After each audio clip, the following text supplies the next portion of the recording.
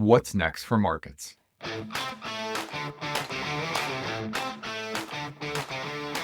I'm Michael Kantrowitz, Chief Investment Strategist at Piper Sandler, where I lead the portfolio strategy team ranked #1 on Wall Street in the All-America Institutional Investor Research Survey. My guest today believes traditional business cycles have been permanently altered, not by policy, but by exponential innovation. Jordy Visser joins me to talk about AI, earnings, productivity, labor markets, and why the next PMI cycle could be the most important one investors have seen in decades.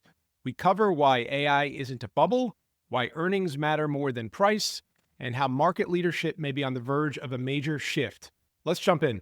2013 is when I decided there were no more business cycles the way that they were in the past. And the reason was because of exponential innovation. So this has been a 12-year process for me of weighting profits and margins at such a high level and discounting everything that's industrial, knowing that we were in a completely different world. We just lived through the most unprecedented time in the worlds of cycles. We just had a massive boom in the stock market where we've got concentration at an unprecedented pace with companies that until this year had zero debt. It has never happened before since the beginning of mankind that you could become huge, massive companies dominating a market cap with no debt. And no one talks about it. Now people don't fade it because it's like you can't fade these names. You've been beaten into a pulp. But when Amazon was starting, it was easy to go after them. I went to Silicon Valley, and that's where my macro views changed. I wasn't managing money at the time, but I got very frustrated with people. They just don't get, we need more compute. We are so far behind the compute situation for what we need. There's no way to not have it. And that's why we're on the same page right now, because PMIs are going to go higher. And that's my favorite story I've had, because for the first time since 2003, we are going to have our first PMI cycle that is not about rebuilding inventories after a puke because of oil falling or whatever. We're actually going to have a massive build out. So great. Yeah. Well, I feel like that's your outlook with respect to being a derivative of the AI build out complements what we're doing. So Jordy, I tweeted something and you tweeted back at me, and it was about the chart that was very popular circling social media and X about 2 months ago, and it's probably still on there now. The chart of the divergence between the stock market and the JOLTS data. And you didn't see my full report. That was like a subset of it. And granted, I didn't in that tweet talk about AI, but the note did. Because I know you wrote back and said, well, it's AI that's driving this, and 100% agree as part of it. But to me, there's been two massive macro stories in markets that have dominated in the last 4 years. One is obviously AI. The second, which I think has been the most influential macro force outside of AI, has been the inflation shock and the resultant shift in correlations between interest rates and equities, the obsession of inflation, the anxiety around inflation. And to me, outside of earnings, like if we just look at multiples of large caps or small caps, they've all basically behaved the same. You know, what a lot of people miss, especially when they're pointing to AI and calling it a bubble, is really it's all been earnings.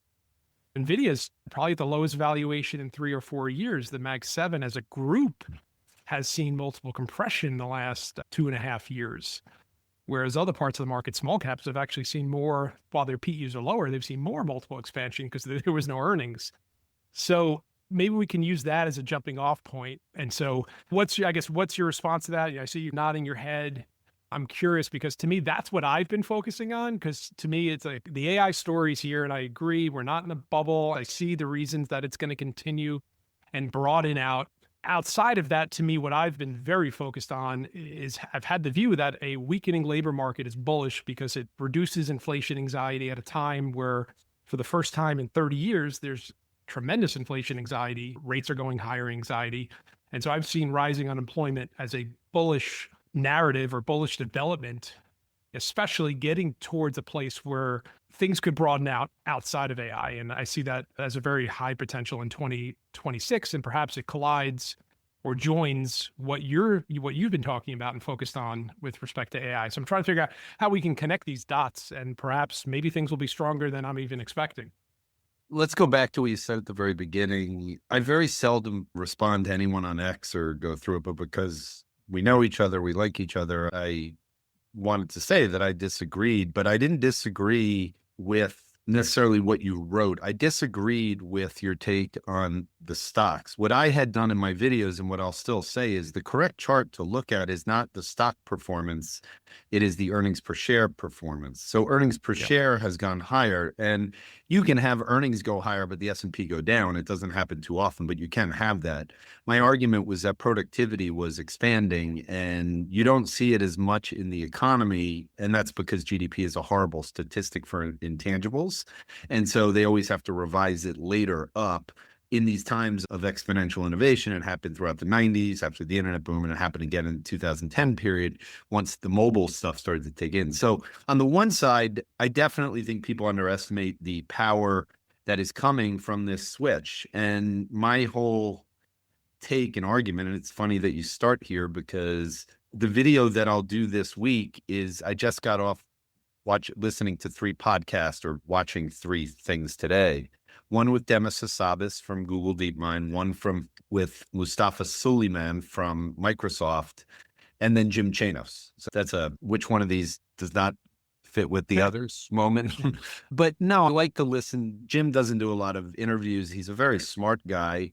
I think X makes people sound very rigid and argumentative, but sometimes when you listen to people, you want to hear their argument. And I know he's very thoughtful and I know he thinks in probability. So I listened to all 3 of them. And the real message that comes out, and this is the important part for people, the job situation is going to worsen in the coming years. Mhm. And it's going to be for knowledge workers much more so than, let's say, the manufacturing side of the economy. And I think we see that happening. It's probably one of the reasons why we like the PMIs, because you're getting hiring there. And the knowledge workers are going to be at an extreme competitive point with digital employees, which are going to start rising this year. And they haven't risen yet in any meaningful way. What the large enterprise companies have done is stopped hiring, and they've stopped hiring because they don't need to hire as much. Now, that was already going on. The companies that were dominating the market, their revenue per employee was much higher than old traditional industrial companies. And even companies like Disney, Walmart, just go through it.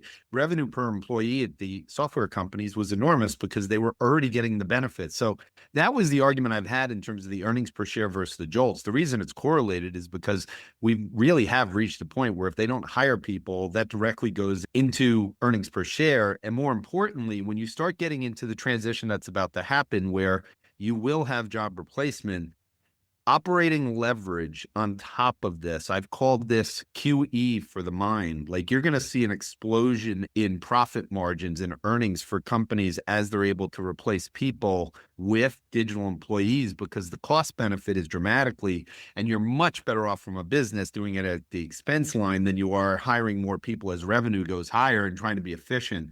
So embedded is this like recession type efficiency productivity gains that typically happen when you come out of like something like 22, where you fire a bunch of people and then you realize you didn't need all those people and you got rid of them. This one is actually a little bit more dangerous. In both Hassabis and Suleiman, they talk about this and they literally say our species is not ready for this. And I don't want to listen to strategists at banks talk about what's going to happen to payroll. I want to listen to Demis Hassabis and I want to listen to Suleiman, because they know what's coming and what people are trying to pay them to supply to them in terms of digital employees. Yeah, there's nothing more exciting than debating the payroll number every month that we know is flawed. And I don't know if you saw this most recent one was the lowest survey response rate in history. And it's like, what are we doing, people? Yes, and even Powell said we think everything is off 60,000 Yeah. jobs. So yeah, it's not really worthwhile. I want to circle back on the JOLTS market question, because I agree, and nowhere has earnings been stronger than in the S&P 500 growth index.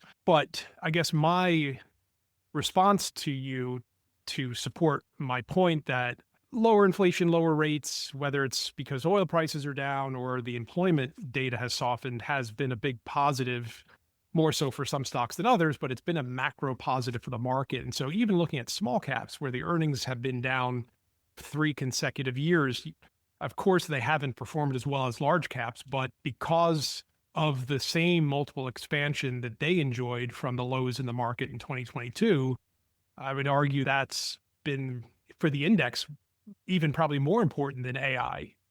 moving down in cap. And just pointing to the absence of any earnings, and that story being all multiples. So I guess my question to you is, we're seeing earnings estimates improve in the last few months for the first time in 3 years in both large, mid, small, equal weighted.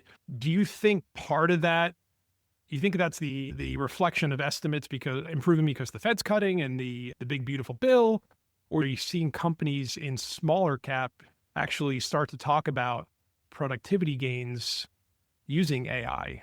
And you mentioned a lot of positives in terms of the revisions. This is all also happening globally, so it's not just in the US, and it's happening across sectors. So no matter how you look at it, it is very PMI positive. Yeah. There's no one magic bullet. AI productivity gains are absolutely happening, and they'll continue to happen across industries, and it'll be a big thing. But all the things you mentioned, inflation coming down is obviously a positive. Gas coming down at the pump, people always underestimate the importance of gas at the pump coming down. Wages Mm. are coming down. Again, it's one of the arguments when people that are still talking about inflation, when it's like, okay, housing, owner's equivalent rent keeps coming down, wages keep coming down, gas at the pump keeps coming down, and the inflation swaps are coming down. Why are we still talking about this? Like, Yeah. why are we dreaming or being bearish that this is going to go? So I definitely think there's parts of that. And I think there's the fact that we are coming out of a recession. And I think there's a lot of industries and a lot of businesses, and I'll just use an example. What C.H. Robinson has done as a trucker and their ability to incorporate AI into their business from an efficiency side and see their stock price go up dramatically and their earnings turn around. You're going to see a lot more of those stories for the bigger companies. It's a little bit harder for the Russell 2000 just because I don't know how much integration they're going to be able to do with artificial intelligence or adoption to actually help this side. But I do think the spending stuff is a positive. I do think people are preparing for next year for the one big beautiful bill, little stimulus side to come in the first quarter. And I think the tariffs were obviously a negative this year, that people thought profit margins would come down because you'd have higher inflation and someone would have to eat it. And that clearly didn't happen. So I think one of the most big positives for things outside of earnings has just been that the market's climbing a wall of worry, and there's plenty of things for them to worry about. And I say it all the time, if you're worried about artificial intelligence, that's going to be a worry for the next 5 years. It'll never go away because the things they're worried about are not reality. If you take a company like Oracle that has massive future revenue numbers, we got to find some way to knock that down after it gapped up 30%. It's now fallen sharply from where it was. And I think that's going to be the wall of worry we're going to be in. Is AI going to blow up things, or the data center is going to blow up? So earnings will just keep climbing higher because of productivity and for the reasons that you mentioned that are a little bit more cyclical and a little bit more driven by inflation coming down. How concerned are you about employment? One of the things that comes up, particularly when we get an employment report that's soft and the unemployment rate goes up, is the observation that when employment starts going up, it goes up slowly, then quickly. And then adding to that, AI is going to destroy everyone's job. And the market is not that forward looking by any means, and doesn't seem like we're all going to be out of a job in the next 6 months. But I guess, what's your timeline thinking about that? Do you see positives than negatives, or is it all positive? How are you responding to that question, which I'm sure you've gotten several times? Yeah, I think this is going to be a slow moving job situation where the labor force participation rate will continue to come down.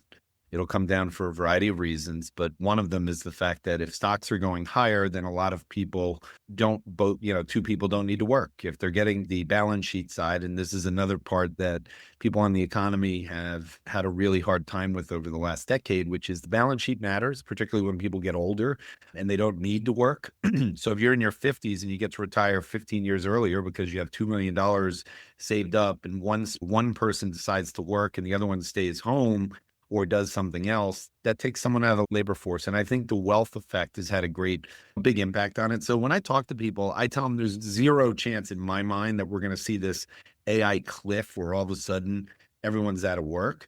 And the reason is there's a lot of businesses that are barely making money today that you can walk down a street in Manhattan and be like, well, I know that place. How is that place open? And it's probably 7 out of 10 businesses that you're there and you're like, this has got to be money laundering. There's no way this place could possibly make enough money to be justified to be open. And the only reason I bring that up is human beings don't close companies easily. They have a hope that they're going to make money back and that they can get AI and go through that.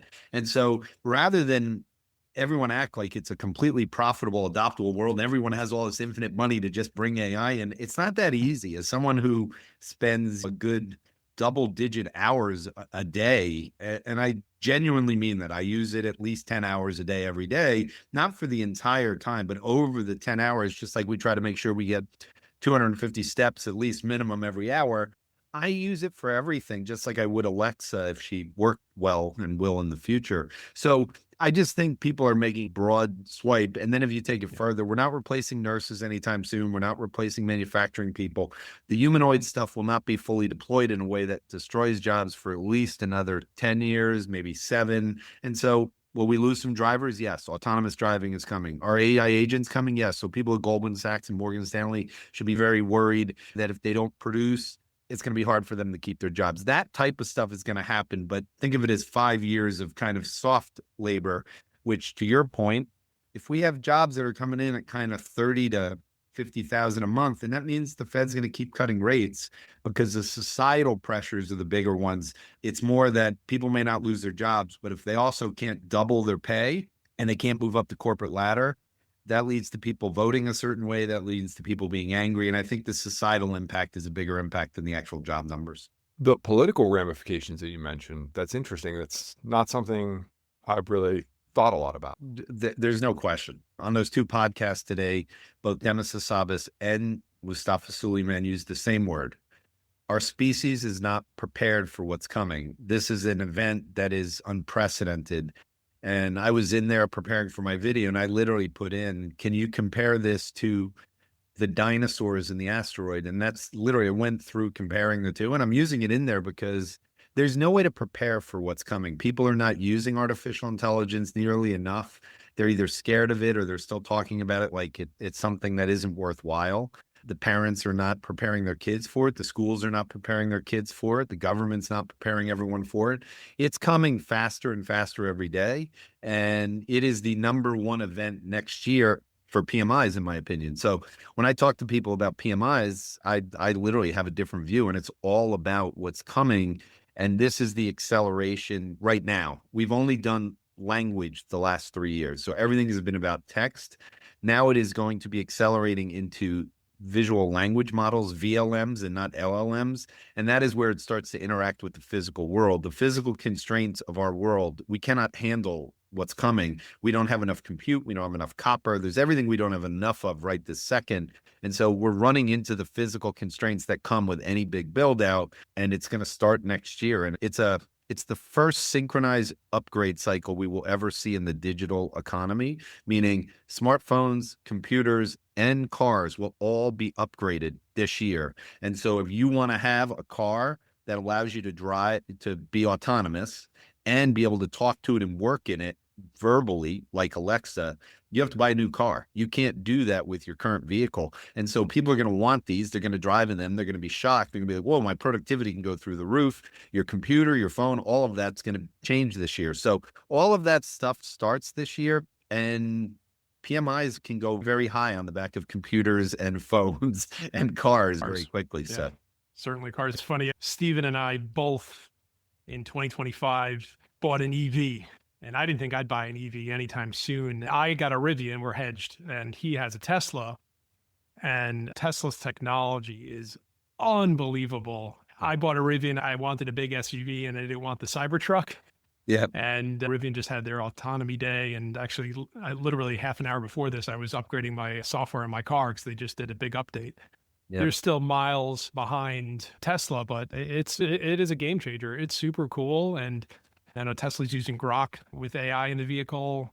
Rivian's partnering with Google using Gemini, and it's pretty mind-blowing. And so, yeah, that productivity benefit, even for commuting, then you could actually still get stuff done. And that's a game changer. Yep. And then that's why when you try to value, and I mean, I've written a bunch about Tesla since August, saying that this was the embodied AI moment, and that the stock to me is going to be the best performing stock next year of the mega cap names.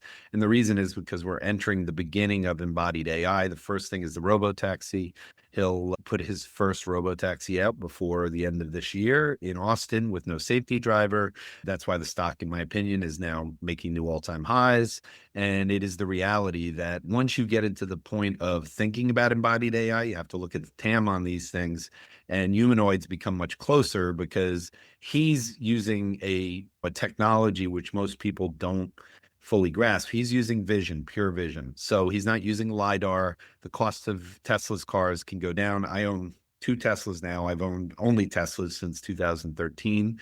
And literally, when I came back from Silicon Valley on that trip in Singularity University, I just infused my life only with the best technology. And what's ironic, it's been 5 years since I got a new iPhone. I just bought a new one this month. I've purchased 2 computers this month, both to be able to handle the amount of AI work that I do. And so the next year, for people who are interested in just like where the surprises are going to be and why they're all PMI, we talked about phones, we talked about computers, we talked about cars. AI agents are going to drive massive amounts of PMI as well, because enterprises are now going to have digital employees. Digital employees need all of the stuff to not be on the cloud. It needs to be inside the servers, and you're going to have a big server build out. So go get your Cisco now and go get all the routers and all the things you need. All of this stuff is going to happen over the course of the next 12 to 18 months with all of this stuff. And these are worlds that we haven't prepared for because there's been no hardware purchases or no hardware cycle for a long time. And you know this better than any, because car sales right now they're not that far off where they were in the peak in the 1970s in terms of SARS. So you're still around 16 million. I think we got up to 15 back in the 70s. So people just don't buy cars as much as they did. But I think for AI and autonomous vehicles and the productivity for all the commuters and the people that can afford it, I would expect that you're going to have many people do it, particularly when we start having autonomous vehicles and you start riding in them more and more as taxis. You're going to start to realize the benefit. I want to expand on the PMI story. Do you still use forecasting tools that you used before the most recent several years? Like the old school lag of the Fed funds rate, money growth? How much weight do you put into that? And are you seeing things disconnect? For next year, we see all of those signals really for the first time in 4 years since COVID, essentially pointing up towards a cyclical recovery. So one, are you still focusing on those tools? And two, do you see the trade in a PMI upturn in terms of what performs being different from past cycles because of the AI overlay? Let's just say I do look at them. So I think it's a very big positive that the amount of rate cuts that have happened outside the US is extremely positive. So one of the things about artificial intelligence is America is dominating in terms of its usage, its adoption. The rest of the world is very far behind, and the rest of the world does not have software companies and coding companies. So it matters. The rate cut cycle globally matters a lot more for Germany than it does, in my opinion, for us. Yeah. So I think when you go outside the US and you try to look for a synchronized global recovery, I don't think you can have a better time for it when you say, hey, one, these countries are very cyclically driven.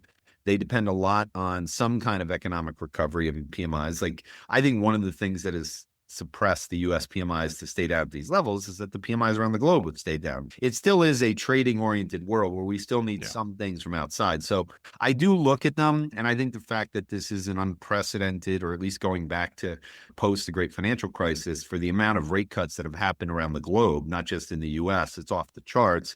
And so I think that is going to filter through. I do agree. And I saw some things which showed the lag effect of global rate cuts and when they turn to have there. I think it still shows up. A lot of those charts are just year-over-year changes. They're not actual price changes. So sometimes they can be a little misleading, but I do think it's going to matter. When I put that as part of an equation with a bunch of other things. And so I posted on X this week the chart of the Taiwanese year-over-year exports relative to PMIs. And that's been outperforming dramatically. And that's really been about the data center build out and the amount of chips that are necessary from TSMC. So that makes sense to me. And the only reason I bring it up here is, so PMIs haven't followed it. You've had that up there. What would make it catch up? If the only thing we were going to do is do the data center build out, which is what we've really done the last year, I wouldn't be as interested in the PMIs having the kind of move I think they're going to have. So I think there'll still be a sustained move up towards 60. I think new orders will get above 60. Sustain means it's going to last for more than a year. I think this is going to stay up there. And the reason is because I think this never stops in terms of until we've built however many humanoids we need, we have a lot of building of stuff to do. We need to build power plants or at least something to power the data centers. LLMs don't use as much compute. By a fact, it's astonishing how much more it takes to use visual language models. So the stuff being built right now is geared towards visual language models. Those things are obviously dramatically bigger than the things that were built in the past that were primarily for first the cloud, which was not that big. And then eventually it was built for the LLM. So the PMI thing was a little bit different. I think it was delayed mainly because of this. Blackwell, and I did this last week, Evan Baker talked on a podcast, and he talked about how important Blackwell was to delaying things. I think PMI is delayed for the same reason. Blackwell is really important because until Blackwell can actually be powered up, and you're going to see the first mega data center live in the first quarter with Colossus 2, the Elon Musk Tesla one, or the XAI one. And what that allows for then is now you can have more AI agents. You can have the robotics. It's the gateway to opening up the embodied AI, which is really the PMI side. So I still use it. I still care. But like anything that I'm doing statistically, I'm trying to find multiple things that line up the same way. And I think now with the rate cuts happening in the US and the one big beautiful bill in the first quarter, I do think you're going to see a change in sentiment and things are all going to point higher. And oh, by the way, I did look at the payroll numbers. And one of the things that I look at a lot in there, which correlates also to PMIs, is the diffusion part of the labor market. So the labor department releases not just the amount of people hired, it has a diffusion component, which shows what percentage of the industries are increasing employment or decreasing employment. Well, we bottomed in June and we've gone all the way back up towards, we're now at 57% on a 1 month basis. The 3 month is up to 56, and that comes from under 50, which is historically a recession. It lines up with PMI. So, and it makes sense because they're both diffusion indexes. So I think the payroll stuff is suggesting we're going to see it as well. Yeah, that's interesting because I think there's been a lot of misunderstanding and misrepresentation of the data in the last few years because you have these aggregate numbers, whether it's GDP or S&P earnings or the S&P price index, that are just so cap weighted that they hide the diffusion. So we've been focusing a lot more on diffusion indices. Yeah, because to me, I think that's generally where the better data are. And I think certainly most investors care more about not necessarily if the S&P goes up or down, but if it's going to be broad or narrow is probably more important to many investors, particularly if you're long short. Yep. So that's interesting. I hadn't seen that data, but it goes to the point, I think people are overly bearish about employment. And I agree with you that, I don't want to put words in your mouth, but I think you alluded to that unemployment is, the rate's probably going to go a little higher. Employment data is going to remain sluggish, certainly on the hiring end of things for several reasons. It's not intuitive to think that unemployment could go up, but other parts of the economy can also improve cyclically while that's happening. And the last time the U.S. economy saw that was in the early 90s, right after the recession of 1990, which was very short and shallow. You had the unemployment rate going up all the way through basically like the third quarter of 1992, well after the recession ended. And that's because housing rebounded, PMIs rebounded, the stock market went up while unemployment was going up. So a lot of funky things that are happening today that people haven't seen in the last 20 or 30 years. And it's easy to say, well, it's because there's so much liquidity floating around and everyone's just getting overly speculative. But I think there's some real good fundamental analogs to today and some of those past periods. Michael, one of the terms you've been using is the E-shaped economy. I think to tie a bow between what you both are talking about, the top of the E is that secular tech trend, which is really interesting going to 2026. It sounds like, Jordi, that you're talking about that trend being amplified because of the next leg of the build out, maybe the more profitable earnings accelerator leg. And you're both talking about a PMI acceleration, which would be the middle part of the E, those cyclically sensitive names. Yeah. And I heard Michael say that on whatever podcast I listened to. And I do think it's a way to think about the societal part as well. So with inside the middle part of the E, let's take manufacturing and labor jobs. So blue collar, hardworking jobs. But on the other side, let's take knowledge workers. college people that have just graduated that are hoping there's a corporate ladder. They have lots of debt. So on one side, you're having a change in the economy where I think electricians and plumbers are going to get paid lots of money. Yep. And I think people that are competing with AI are going to have a harder time. And so the way people will vote, the way people will complain, the way this will sound will be something different. One of the things that I pointed out about income in the country, which doesn't get talked about enough, but because we're getting older as a society, you have two groups of people. First of all, most of the top end of the E is above the age of 50. And then when you get to the bottom end, the very bottom end, those are transfer payment groups. And those transfer payments are still growing at 9% a year in income. And so when I look at income and I do transfer payment or income X transfer payments, that's only growing right now at 1.4%. Transfer payments are growing close to 9%. So you still have this not only K-shaped economy in terms of that part, but the E, they have money in there. And most knowledge workers that went to college that are in the cities, I subsidize some of my kids to live in the cities, and because they can't afford, they're healthcare workers and they just can't afford to live in the cities, but I don't want them having to commute on dangerous trains early in the morning or late at night. So I'd rather give them money to be inside the city. So you're going to see a transfer of wealth that's going to happen from the top end of the E down to the middle part. So I do think for the next 5 years, like I said, a societal job disruption is very likely. And that just means that's going to put more pressure on the government to continue to print money. And there's no chance in my mind of them doing anything that is austere. I think we learned that this year when we heard we were going to try to be austere, and it didn't last very long. Transfer payments, that is now, I was just looking at an updated chart in Bloomberg. Mm-hmm. That now accounts for 19% of personal income. And demographics obviously is driving that. That's huge. And I feel like there's so many stabilizing factors in our economy today. The gig economy, this transfer payment part of the story. And again, I'm thinking of like folks that are like my parents' age in their 80s and living on a fixed income that own a home, et cetera. So not a lot of cyclical income. Just for comparison, and right before the GFC, transfer payments as a share of income were about 14%. So that's a meaningful shift, a 5% increase.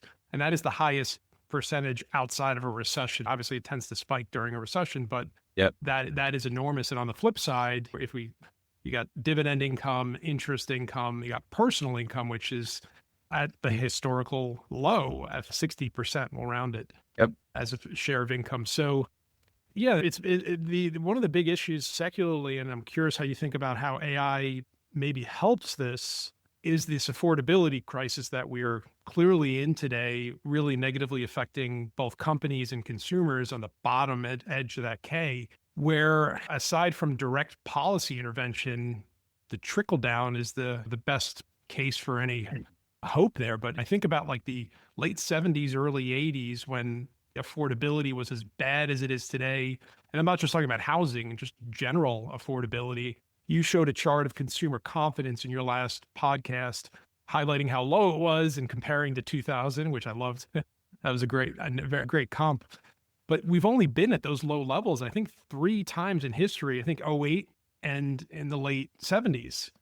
And 2008 was obviously because of what happened, the economy collapsing. But we did have a recession or back-to-back recession in the late 70s, early 80s.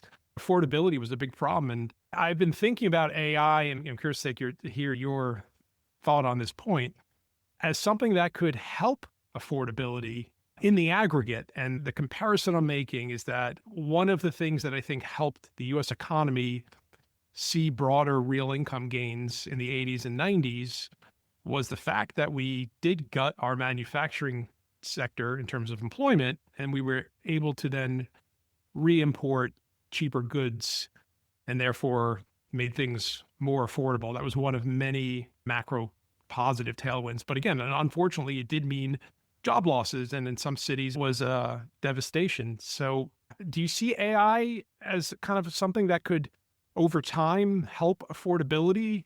Yeah, it will eventually have a huge impact. I don't know if that takes 7 years or 10 years. So there's an interim period. And the reason is because the cost of building a house is going to go down.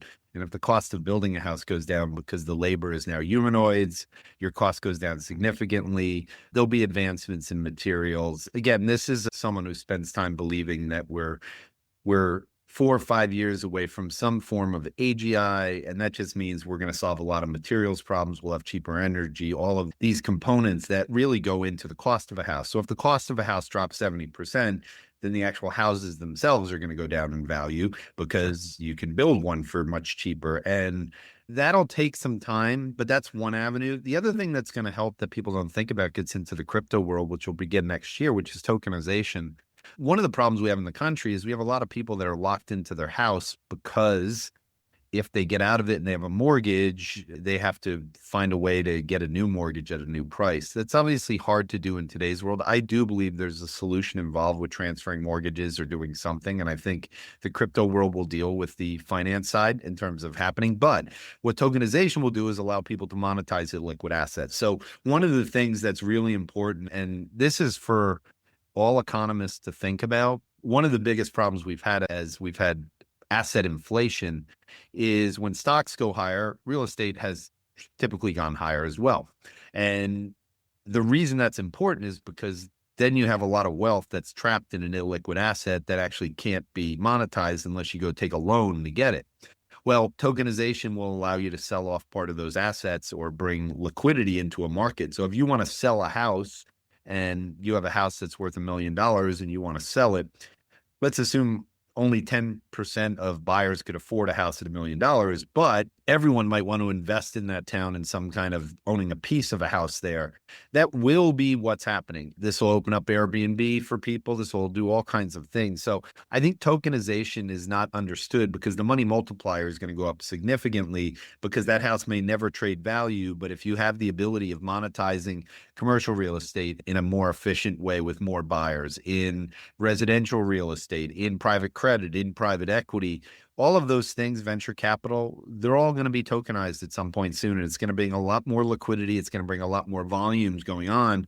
So between stable coins and tokenization, you're going to have the multiplier of transactions go up dramatically. And I don't think people realize that at the end of the day, GDP is the total sum of all transactions and exchange of goods. Well, if you're exchanging a piece of a property and it was something that was dormant for a while and never traded, that adds to GDP. And so that's without anything happening. So tokenization is something most people haven't thought about, but it'll have huge implications and it will free up more liquidity to happen in the market. And then the eventual solution is to have cheaper home building. So I think everything you talked about is incredibly interesting when you're talking about AI. And one of the things Michael and I have talked about over the years is all the stocks we should have bought. And when you look at AI and how much it has touched our lives already, and so many people's, it's that old mantra, you should buy what you use.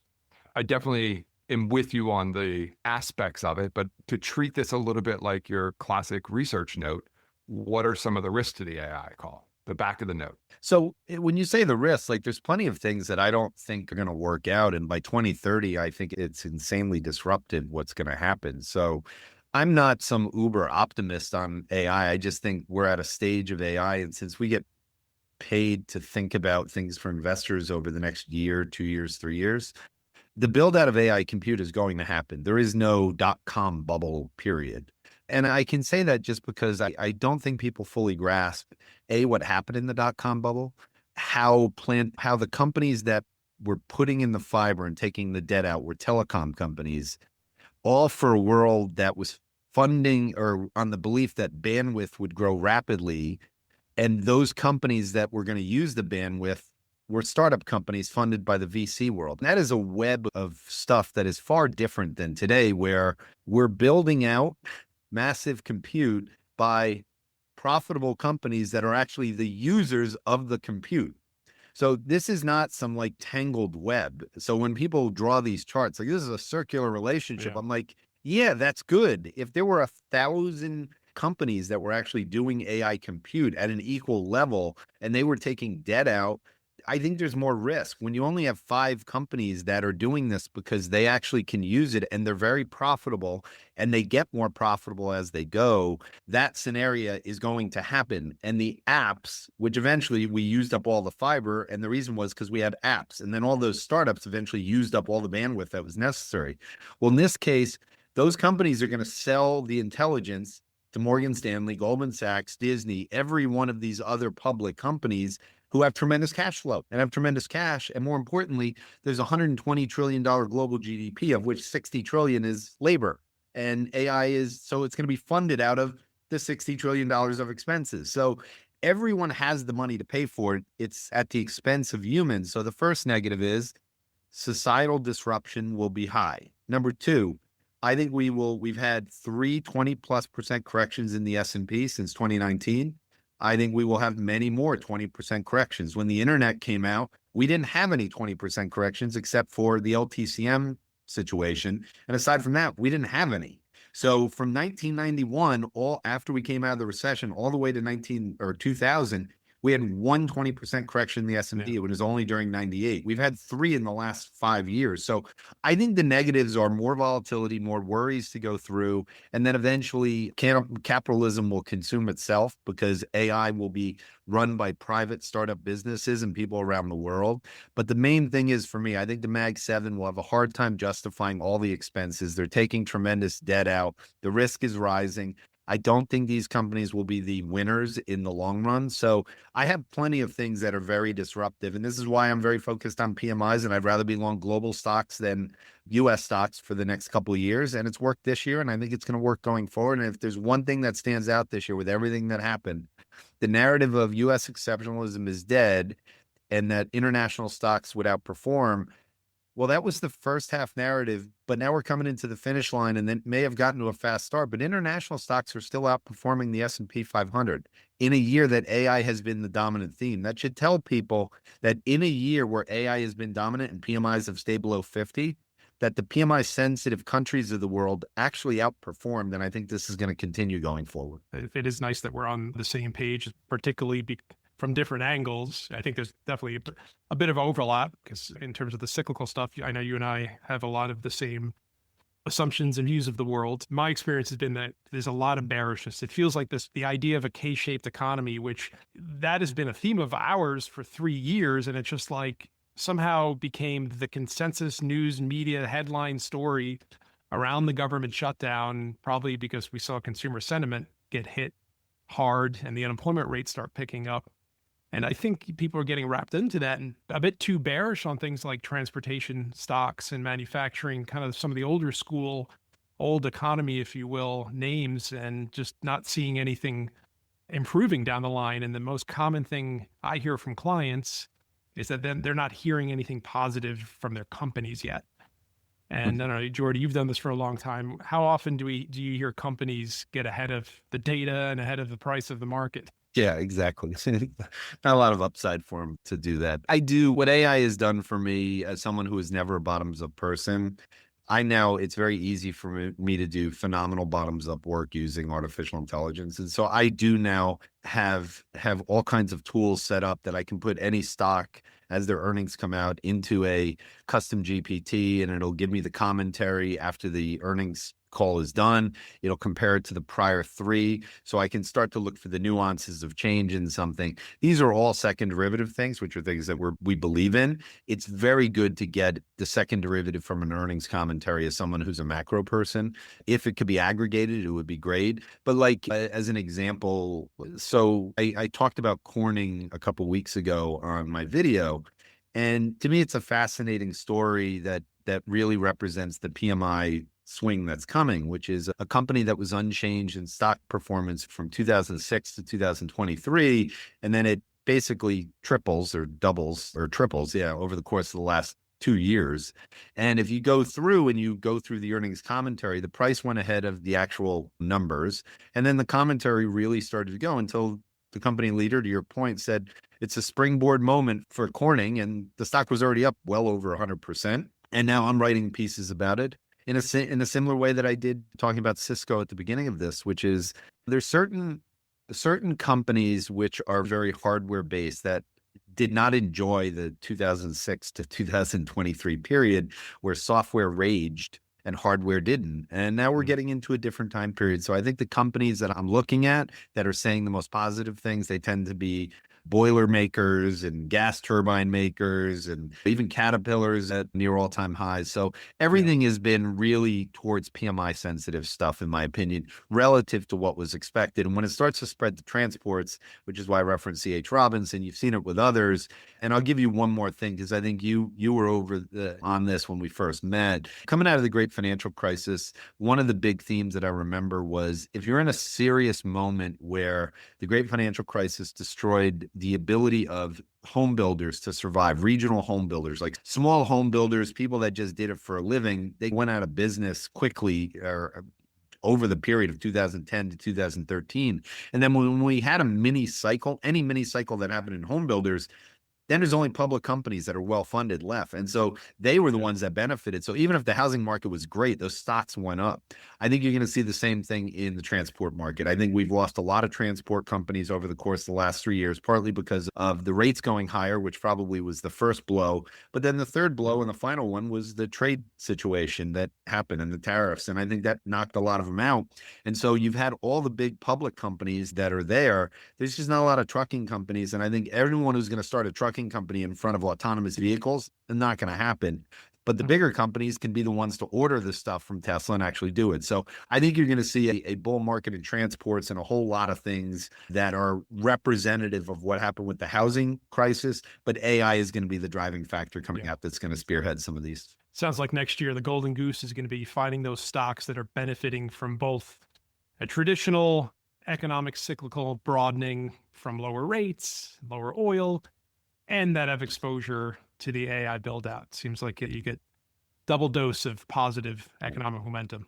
Well, actually, there's one thing on there, and I'll go back to what Steven said, because I did get asked recently, what's the biggest risk for next year, specifically in the markets? So if what we're talking about actually does happen, so let's use the Corning example. So what's changed in market structure since 2006? Well, Corning went nowhere. What's changed, and I wrote a whole paper on this week, what has changed is momentum has completely taken over the marketplace, for good reason too, because there's been very few names that have won and you needed to be in them. You've had passive investing, which has become the dominant theme during that period, over active side. So by having passive, that's a momentum-based thing. You're taking the prior winners and you're just putting money into the same ideas that have worked in the past. Retail's involved in a massive way, doing zero date to expiration options. That's all momentum-based. They're just buying whatever's working and pressing it higher. So what you're left with is a scenario that I believe, because of the cap weighting of this, that we will see a large hedge fund event next year if growth underperforms value, which is what I think will happen, if momentum rolls over, which is what I think will happen, and if small caps outperform large caps. And the reason being, if NVIDIA is unchanged for a year while it consolidates and during the AI bubble, NVIDIA is bigger than the entire market cap of the Russell 2000. And so if you had to sell NVIDIA and buy the Russell 2000, there's no liquidity on that thing. There's record short positions on the futures. So if we're right, and if there is an earnings kind of move up in Russell and we actually get a 40% earnings increase next year, and you can find some themes like biotech and things that are benefiting from AI, and it becomes the hot place to invest in, I just think you won't have an ability of getting out of the shorts on this, and you won't have your longs are just going to suffer. So I do think there's a chance here of a shift that has been in place for 17 years that could be dramatic and go the other direction. Yeah, sure. Steven, yeah, you remember, I think it was when Twitter was public, and it was in 2014, was it? At the end of 14 or the end of, we had that huge momentum unwind after a couple of years of FANG. The beginning of 2016, the end of 15. At that inflection point where oil finally bottomed. It matches up because estimate revisions are rolling over for the tech sector. And again, it's not that their earnings aren't going to grow, but what's happened in Salesforce.com and Adobe in particular this year is about multiple compression of growth. What I think AI disrupts is anything out 3 years. You'll never hear me talk about post 2028 with any kind of like certainty or any kind of belief, because AGI is coming and the disruption starts to get real. And I don't think anyone can possibly understand what we're talking about. It's something compounding so fast. So to think that you're a growth company built on code, which is what most of these are, where code just became free and that anyone can go from idea to monetization within weeks. I just think we've reached a point where competition is far greater, and all the startup businesses that are AI native, they're not going to be using the Salesforce.coms and Adobes. They're going to be using AI for everything. And so I think we're at a very disruptive point, and it's the speed of innovation that sometimes causes the greatest shift. And people should not underestimate that Amazon destroyed all of the retail companies, which a lot of them are still alive. They just barely have businesses.